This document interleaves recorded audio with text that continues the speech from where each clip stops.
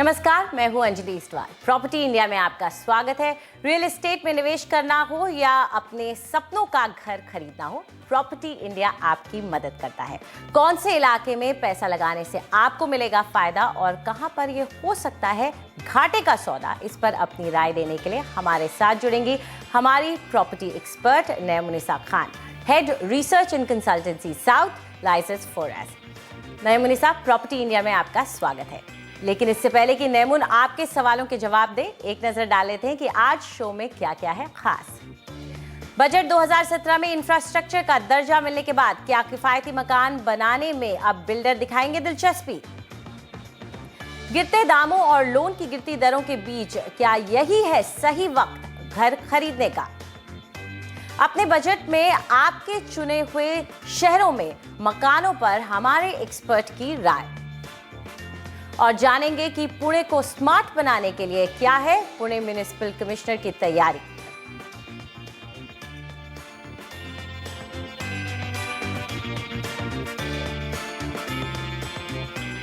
Budget 2017 में सरकार ने अफोर्डेबल हाउसिंग को इंफ्रास्ट्रक्चर का दर्जा दे दिया है, यानी जो बिल्डर अब सस्ते और किफायती मकान बनाएंगे उन्हें सरकार की तरफ से प्रोत्साहन दिया जा रहा है। लेकिन इस स्टेटस को देने यानी कि दर्जे को देने से आखिर फायदा क्या होगा बिल्डरों को और घर खरीदने वालों को? इस सब पर आज हम चर्चा करेंगे और इसके लिए हमारे साथ जुड़ रहे हैं कुछ खास मेहमान। हमारे साथ मुंबई से जुड़ रहे हैं हर्ष रुंगटा, जो कि सेबी रजिस्टर्ड इन्वेस्टमेंट एडवाइजर हैं और फाउंडर हैं www.harshrungta.com के। साथ में हमारे जुड़ रहे हैं आदित्य अग्रवाल, जो कि डायरेक्टर हैं आदित्य बिल्डर्स एंड डेवलपर्स के, जो खास तौर पर किफायती मकान बनाते हैं। और साथ में हैं हमारे प्रशांत सोलोमन, जो कि एमडी हैं चिंतल्स इंडिया एंड ट्रेजरर हैं क्रेडाई एनसीआर के। आप सबका स्वागत है हमारे साथ जुड़ने के लिए। तो सबसे पहले तो शुरुआत आपसे करते हैं आदित्य साहब, क्योंकि आप खुद इस फील्ड में काम करते हैं। आपको क्या लग रहा है, बजट जब आया है उसके बाद से आपको लग रहा है आपका काम करना अब और आसान हो जाएगा? देखिए, बजट में जो प्राइमरली दो प्रोविजंस हैं जिनके बारे में हम लोग बात कर रहे हैं, एक क्रेडिट लिंक सब्सिडी और दूसरा जो इनकम टैक्स में 80 IB की छूट है। ये फाइनेंस मिनिस्टर ने दोनों छूट लास्ट ईयर इंट्रोड्यूस कर दी थी। मैं मोस्टली जो अफोर्ड हाउसिंग के लिए housing for all 2022 has, I will not say that it has taken off, it is still work in progress. There is a lot that needs to be done. The best part is that they are taking the feedback, जो भी feedback आ रहा है उसको देख रहे हैं, उसके हिसाब से जो छूट उन्होंने पिछले साल दिया था उनमें रिलैक्सेशन दे रहे हैं। ये एक बहुत अच्छा साइन है। और शॉर्टली अगर इसी तरीके से प्रोएक्टिवली फीडबैक मार्केट से लेकर के और जो फाइनेंस मिनिस्टर चेंजेस करते जा रहे हैं एवरी कॉन्सिक्यूटिव, उसमें इफ दिस कंटिन्यूज तो ये एक बहुत अच्छी शुरुआत है अफोर्डेबल हाउसिंग के लिए। और जो एक सपना है कि सबके पास 2022 में अपना मकान हो, वो पूरा होता नजर आ रहा है। चलिए, 2022 का एक वक्त मुकर्रर किया था सरकार ने और आदित्य को तो लग रहा है कि उसमें वो योगदान दे सकेंगे। लेकिन प्रशांत, आपके जैसे बिल्डर्स और कई और बिल्डर्स हैं जो कि काम कर रहे हैं लेकिन किफायती मकान के सेगमेंट से दूर रहे हैं। क्या अब आपको लग रहा है कि इंसेंटिव्स आपको मिल रहे हैं इस सेगमेंट में भी एंटर करने के लिए?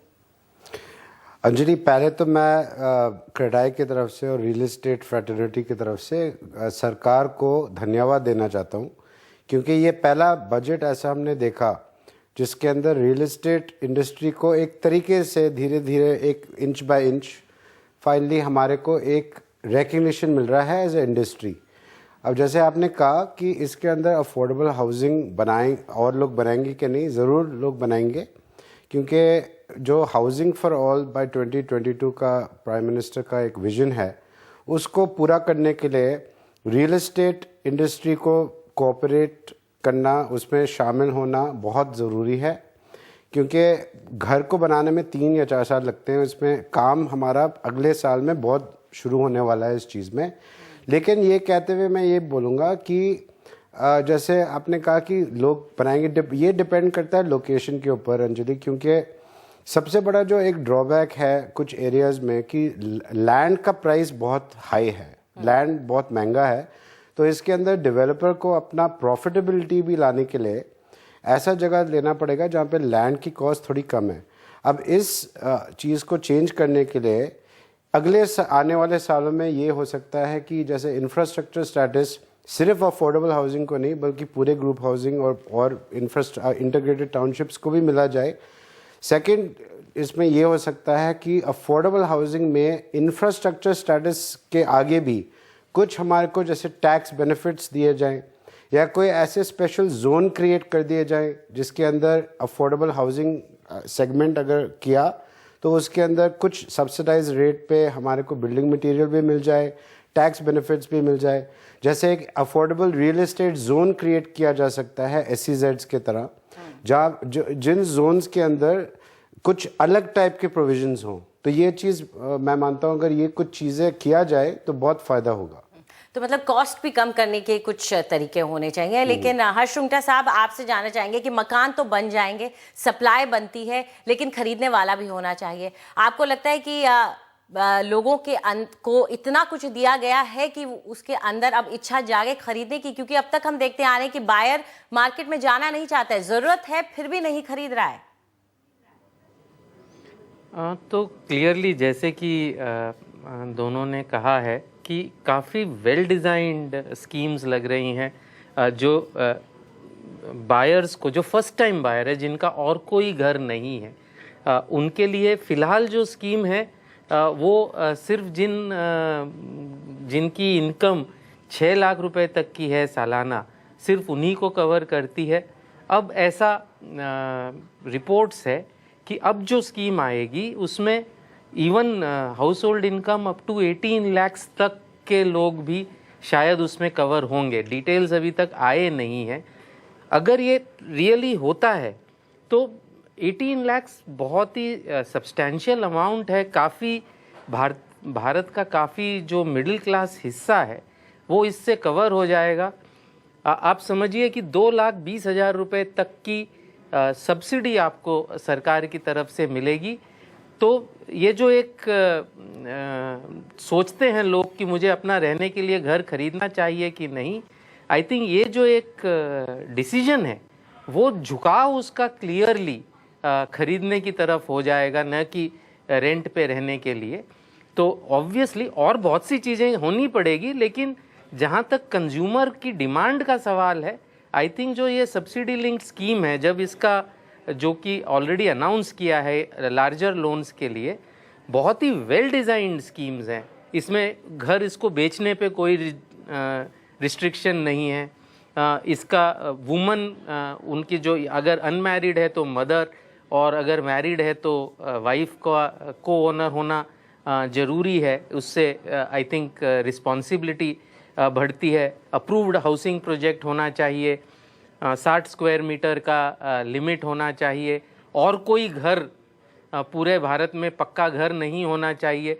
आई थिंक जो कंडीशंस डाली गई हैं बहुत ही सेंसिबल कंडीशंस हैं और नॉन वर्केबल कंडीशंस इसमें नहीं है। तो मेरे ख्याल से डिमांड बहुत आएगी इसमें, और इंडस्ट्री की तरफ से जो कदम ले रहे हैं और अगर लेंगे तो मेरे ख्याल से इसमें काफ़ी अच्छा प्रोग्रेस हमें देखने मिलेगा। एक चीज़ मैं ऐड करना चाहता हूँ, जैसे मैंने बताया था, जैसे आदित्य ने भी बोला, अगर एक इस टाइप का एक प्रोविज़न निकाला जाए, जैसे हमारे पास SEZs हैं, एक प्रपोजल ये है कि एक एयरएज करके आप बना दीजिए, अफोर्डेबल रियल एस्टेट जोन्स।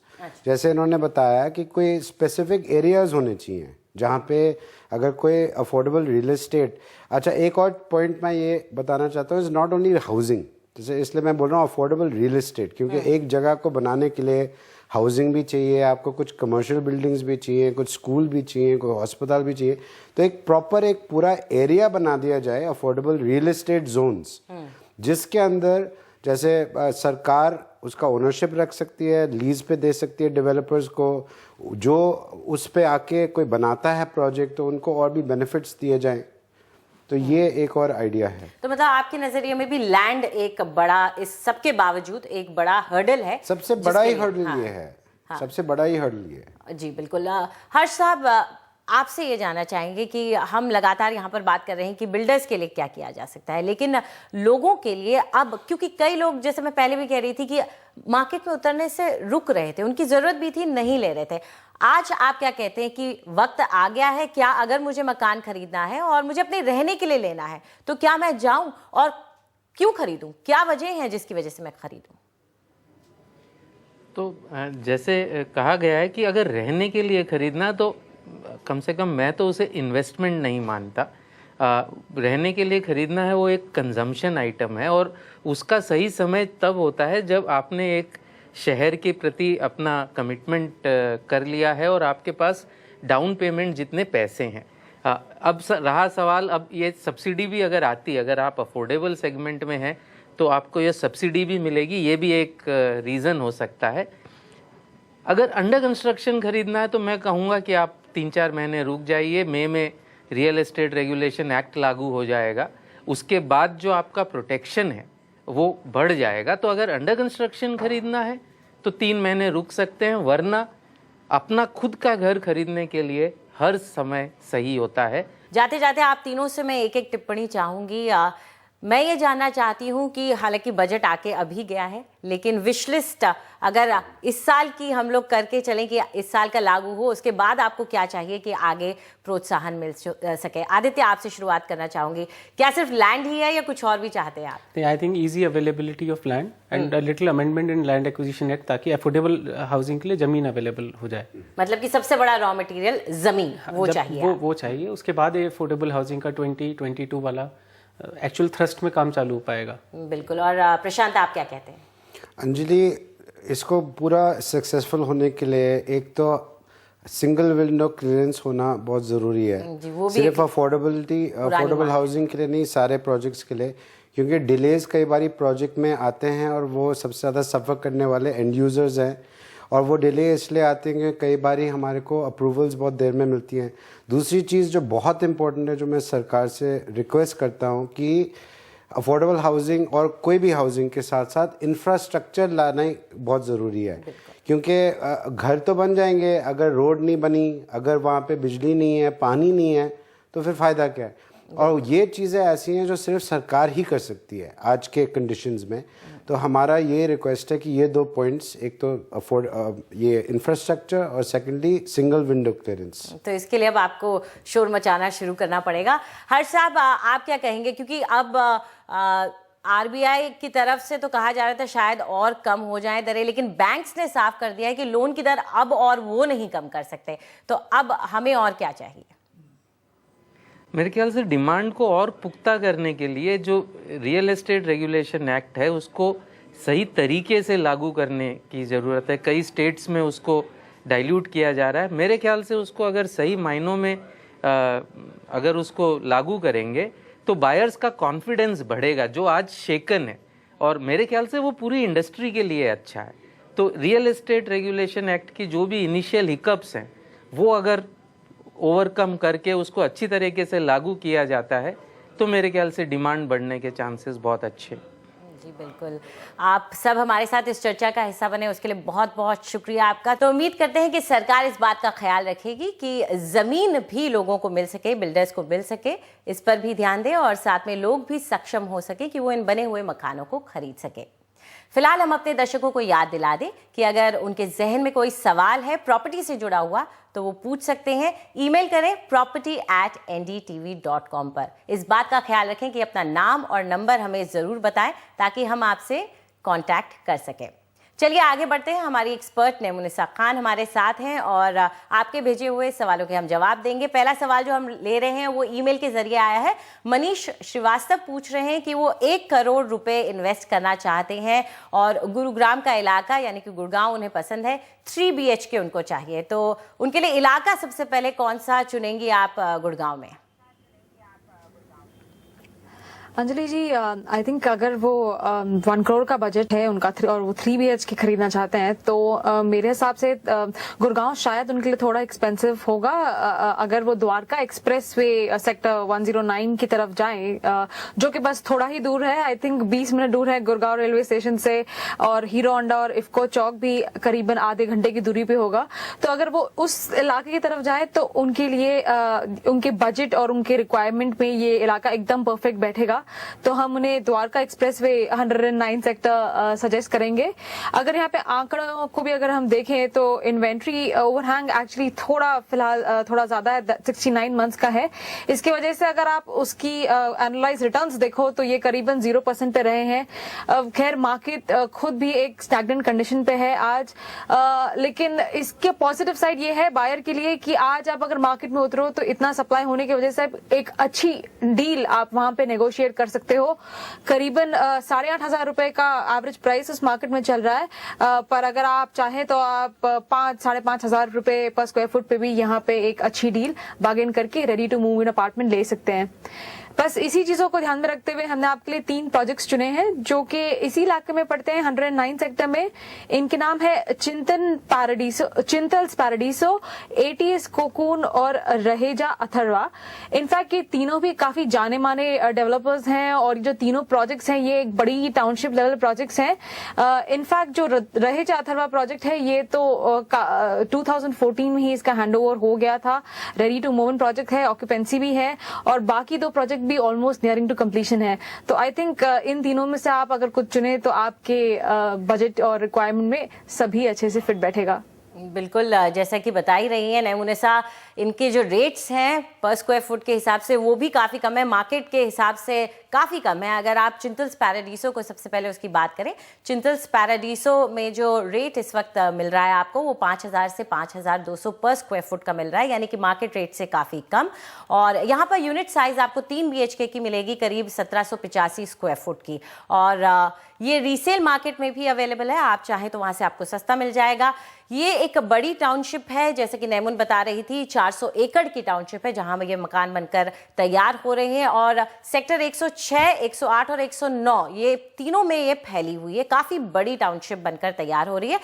खास बात ये है कि सिर्फ ग्रुप हाउसिंग ही नहीं है, टाउनशिप है तो आपको कमर्शियल प्रॉपर्टी भी है अंदर ही, आप IT पार्क है, मॉल्स है, यानी सारा सोशल इंफ्रास्ट्रक्चर अंदर ही बनकर आपको मिल जाएगा। तो यहाँ आप चाहें तो इन्वेस्ट कर सकते हैं। इसके अलावा जो दूसरा ऑप्शन आपके लिए हम लेकर आए हैं वो है ATS कोकून। ये ATS इंफ्रास्ट्रक्चर की तरफ से है, यहाँ पर भी रेट आपको कम मिल रहा है, 5,000 से लेकर 5,200 स्क्वायर फुट, यानी कि चिंतल्स के बराबर ही यहाँ पर आपको रेट मिल रहा है। यहाँ यूनिट साइज अगर 3 BHK की देखें तो 1745 स्क्वायर फुट की है, 3 BHK जो आपको मिलेगा। और ये करीब 15.5 एकड़ के लैंड में फैली हुई एक सोसाइटी है, एक प्रोजेक्ट है। और यहाँ पर 6 हाई राइज टावर्स बन रहे हैं जिसमें आप अपना मकान चुन सकते हैं। और ख़ास बात इसकी ये भी है कि हफीज़ कॉन्ट्रैक्टर जो कि एक जाने माने आर्किटेक्ट हैं, उनका डिज़ाइन किया हुआ ये प्रोजेक्ट है और फैसिलिटीज़ भी अच्छी है। जो तीसरा ऑप्शन आपके लिए नैमुन ने बताया है वो है रहेजा डेवलपर का, रहेजा अथर्वा। इसका रेट आपको दोनों दूसरे प्रोजेक्ट से कम में मिल रहा है। यहाँ आपको 4,500 से लेकर 4,800 रुपए पर स्क्वायर फुट के रेट पर मकान मिल जाएगा। यहाँ यूनिट साइज की बात करें तो 3 BHK का मकान आपको 1755 स्क्वायर फुट का मिलेगा, यानी थोड़ा बड़ा है और ये तैयार है, रीसेल मार्केट में आपको मिल जाएगा, रेडी टू मूव इन है। अथर्वा जो है ये भी एक काफ़ी बड़ा डेवलपमेंट है, करीब 47 एकड़ पे फैले हुए डेवलपमेंट का हिस्सा है ये। और इसमें भी आपको अगर द्वारका एक्सप्रेसवे के साथ प्रॉक्सिमिटी की बात करें तो वो भी एडवांटेज आपको मिल रहा है, करीब 1.5 किलोमीटर दूर ही, और कनेक्टिविटी भी इसकी अच्छी है। तो ये सारे ऑप्शंस आपके पास हैं, आप इसमें से जो आपको पसंद आए उसमें पैसा लगा सकते हैं। तो फिलहाल वक्त एक छोटे से ब्रेक का, लेकिन ब्रेक के बाद आएंगे तो आपकी बातचीत कराएंगे पुणे के म्युनिसिपल कमिश्नर से, जो बता रहे हैं किस तरह से 30,000 करोड़ रुपए खर्च करेंगे 5 साल में।